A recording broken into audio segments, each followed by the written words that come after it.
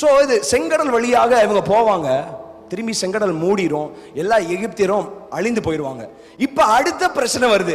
என்ன பிரச்சனைனா பசி எடுக்குது. பசி உண்மையாலுமே நல்ல பிரச்சனைங்க. அவங்கள குறை சொல்ல மாட்டேன். இந்த ஒரு விஷயத்துல நானே இருந்தாலும் புலம்பி இருப்பேன். பசி ரொம்ப டேஞ்சரஸான வியாதி. ஸோ பசிக்கிறது ஒரு நியாயமான பிரச்சனை.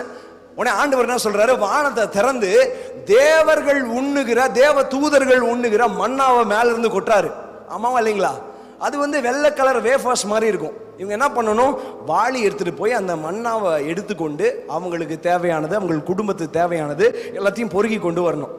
இப்ப மன்னாவா ஒரு நாள் சாப்பிட்டா பரவாயில்ல, மன்னா ஒண்ணு சாம்பார் கிடையாது. நான் ஏற்கனவே சொன்னேன்ல, சாம்பார் டெய்லி சாப்பிடலாம், ஆனா மன்னாலாம் டெய்லி சாப்பிட முடியாது.